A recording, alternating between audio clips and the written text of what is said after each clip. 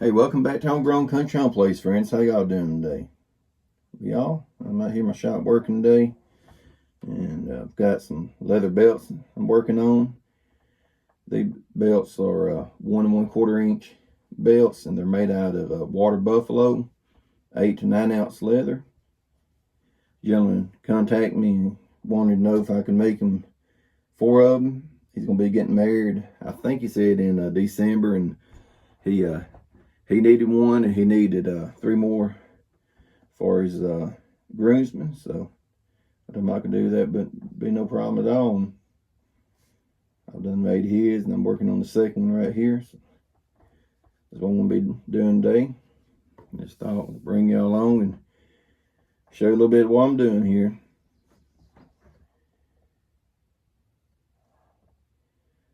To me, the most time-consuming part of belt making, as far as what I do anyway, is just the edges and burnishing and stuff. And what I do, I burnish the edges with this Tokeno right here. Then I come back once the belt's made. Before I send it out, I'll come back and put beeswax on the edge of it and re-burnish it there a little bit. Make sure everything's good.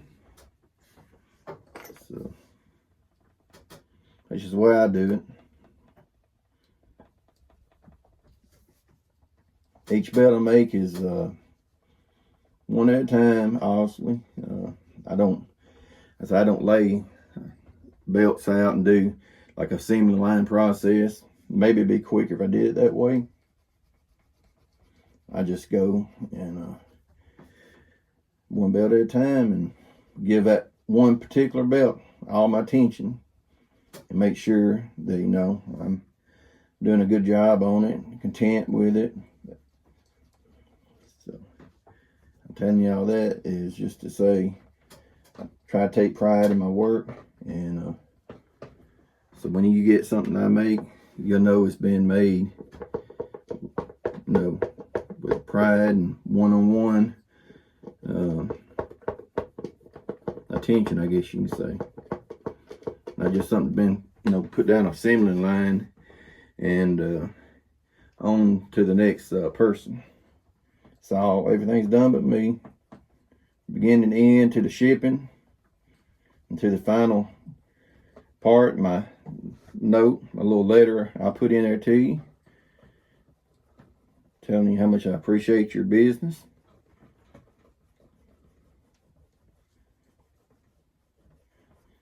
Which is handwritten, and it gives that personal touch that I kind of feel that, you know, goes a long way.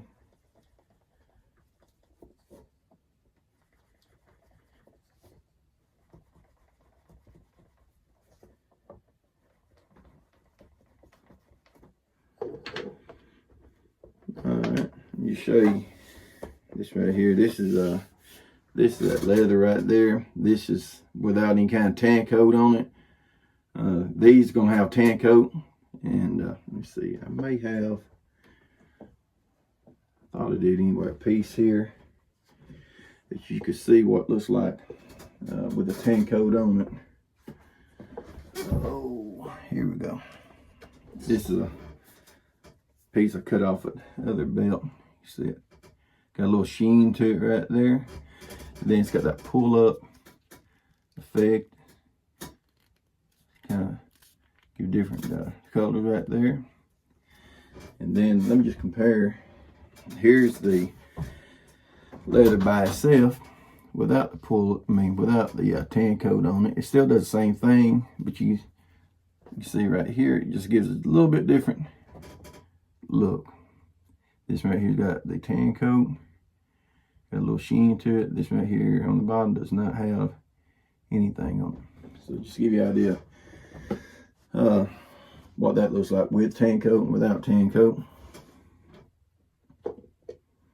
So now I got the edges burnished on it, and I already punched my Let me set my name right there. It might be upside down. Maker's mark and the size of the belt. So the next thing I'm going to be doing is I've got to make a keeper for it. And that's going to be made out of the same type leather. I've already got a strip right here cut. And what I do next on this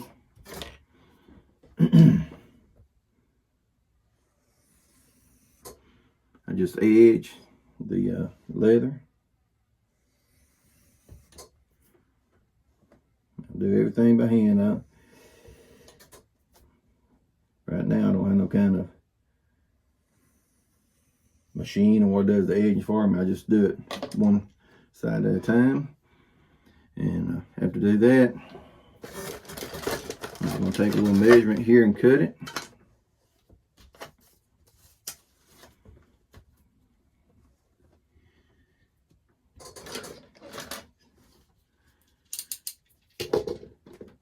Put my glasses on, y'all, so I can see what I'm doing here.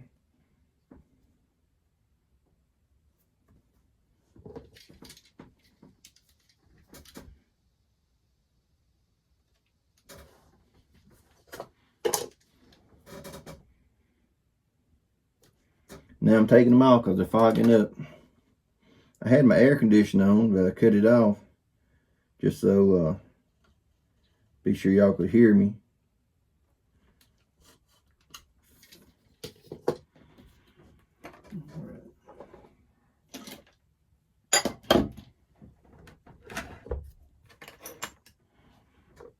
I'm going to punch me a hole in both ends of it there so I can stitch it up.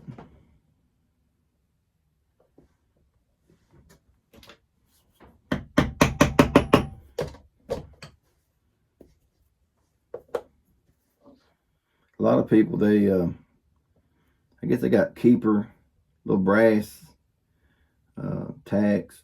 I don't know what you call them, but they put in there for the keeper instead of having to sew it. But I just do mine with thread.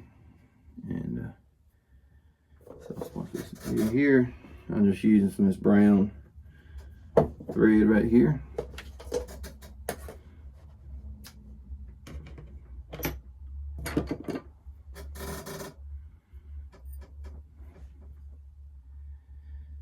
Y'all, I tell you, I don't know if I mentioned it. I might have mentioned it before.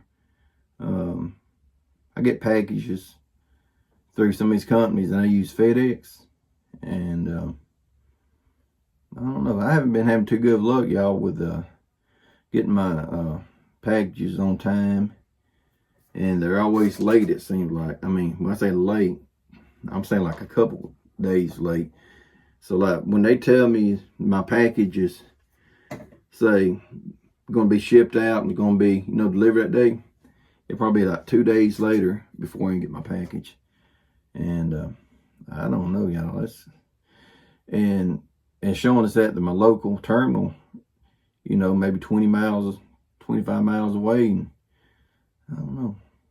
Sometimes it's, you kind of waiting on something, needing to get something out, and you can't get your stuff that you need to build your stuff with, leather, buckles, dye, whatever, you order. It gets kind of aggravating sometimes. But what I'm learning to do, y'all, is trying to learn anyway. Sometimes, it just stuff comes up and you just got to order stuff whenever you need it.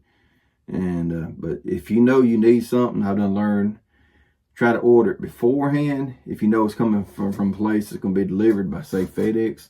Because I learned, if you don't, you're probably going to be about 3 days late than what you expect in your pack. 2 to 3 days, it seems like. And that's a little aggravating whenever you got customers waiting on something. You can't, build it just because you're having to wait on something. And but anyway, that's my little rant today. When I was driving a truck, I used to get aggravated by FedEx. Their drivers, over-the-road drivers, they get out there in the passing lane, they be blocking the lane and everything, won't let you get by.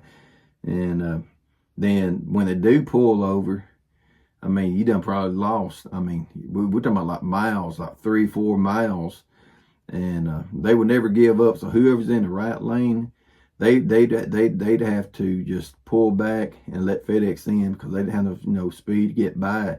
But they get out there and block a lane for 3 to 5 miles. Man, I know one guy at least 5 miles, and that just wasn't called for.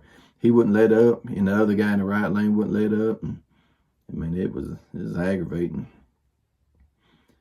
But anyway, y'all, I'm not gonna go through this whole process here because this video will be too long.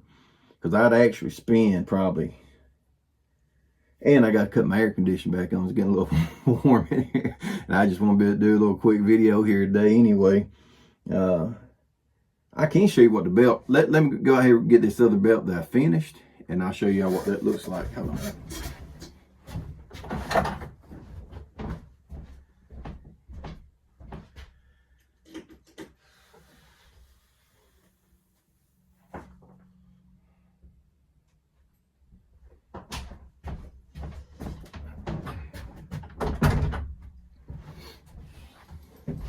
Alright, y'all.